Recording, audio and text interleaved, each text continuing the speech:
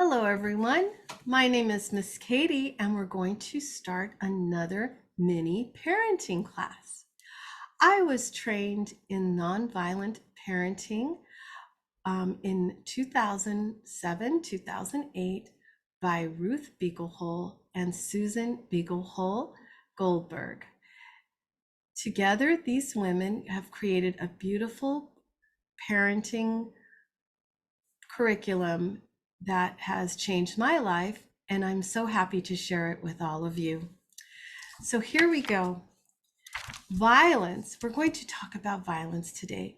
Violence is anything that hurts the body, the mind, the spirit, or the heart of a person.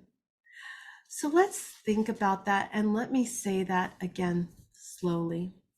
Violence is anything that hurts the body, the mind, the spirit, or the heart of a person. So we can talk about physical violence, we can talk about emotional violence, we can talk about how we speak to others, we can talk about comparisons, if we're comparing children to other children. Anything that hurts the body, mind, spirit, or heart of a person is violence. It's best to be very careful with the words we use and how we talk to others. Are we talking in a gentle tone, or are we screaming and yelling and crying? Sometimes this is the best that some people can do with what they know and where they are in their emotional development. However, being loving and gentle with people when we speak to them is a wonderful skill that we can learn to have. And how can we be less violent with people? How can we be more gentle with people? Well, we can start with ourselves by being more gentle with ourselves. Pay attention and listen to how you're speaking to yourself on the inside. I would like to share a little story about myself.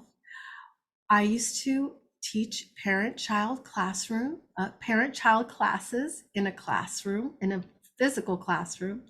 And we used to have beautiful potlucks, and we used to go to the park, and I used to do the circle time on the grass, and I used to have a lot of picnic blankets or picnic tablecloths, and we would put them all over the grass in a big circle, and we would sing, and we would read books, and we would have such a great time, and then we would have an amazing potluck afterwards. Well, these amazing parties took a lot of work and a lot of time. I needed to prepare so much. I needed to pack up my car from the classroom the day before with paper goods and forks and knives and serving spoons and serving forks and tongs and all this, and all of my circle time items, and I also needed to bring a broom to clean the park before and after where the picnic tables were. And there was just a lot to pack and a lot to do. One day in the morning, so this happened to me about a year after I completed the training at this with Ruth Beaglehole and Susan Beaglehole Goldberg. So about a year later, so I guess it was about 2009, and I, for the first time, heard my internal voice, and I heard how I was speaking to myself. And I heard, "Hurry up, Katie, hurry up. You're going to be late. Oh my gosh, you're going to be late. Why aren't you earlier? Why aren't you early? Why aren't you doing this right? You're going to disappoint everyone. Oh my goodness, what are you doing? What are you thinking? Do you have everything?" I heard this voice, okay? speaking to me inside of myself. And I dropped everything I was holding and I started to cry. And I realized, oh my goodness, I have a lot on my plate and I'm not going to be on my own team. I'm speaking to myself harshly like this, and I don't even deserve it. And I looked at my watch, or I looked at my watch. I'm sure I was wearing a watch then in 2009. I looked at my watch and I said, "Ah, and I'm not even late. I will be early. I'm on time. All I need to do is load up the car with what I've prepared in my home, and I'll be there in good time." So I put my hand on my heart and my hand on my belly, and I breathed in and out of my nose. And I was gentle and loving with myself. And I loaded up my car and I went to the park, and everything turned out great, as it always does. And when things go wrong, guess what? I had students there and they were very helpful people. They were willing to go to the grocery store and buy some bleach if we had something yucky at the park to clean up. They were willing to sweep up afterwards. They were willing to help me set up. They were willing to help pack up at the end of the day and help me load my car.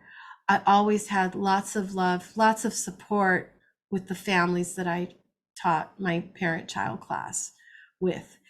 And so many times, when does this happen? Does this happen to you, where you're yelling and screaming at yourself on the inside and you're doing the best you can with what you know and where you are in your development? This happens. Maybe this is a good week for you to pay attention to the internal voice inside of you. Are you on your own team? Are you being loving and gentle with yourself? Or are you being violent with yourself? Are you being loving and gentle with your children? Or are you being violent with them by screaming and yelling at them? The best way to teach our children is when everyone is at a calm state. When we are at a calm state, we are able to learn so much because we are not in a state of stress and we are not in a survival mode. When we are loving and gentle with ourselves, we will learn to do better. When we are loving and gentle with ourselves, we are able to be loving and gentle with others. And for most of us, it's easier to be loving and gentle with others first, and then learn how to be loving and gentle with ourselves. How can we help make this world a more peaceful place? Well, you can start by being loving and gentle with yourself, being loving and gentle with your children, being loving and gentle with family and friends. This is the way towards a more peaceful world. Our news, the news reports, focus day in and day out on negative things that are going around and going on in our communities, in our neighborhoods, in our states, in our countries. And yet, I know that if you focus on being peaceful and gentle with yourself, peaceful and gentle with your family and friends, you can help make this world a more peaceful place. Let's try our best to do that this week and every week. I hope you have a lovely day, and I'll see you next time. Take good care. Remember to be loving and gentle with yourself and with others. Thank you.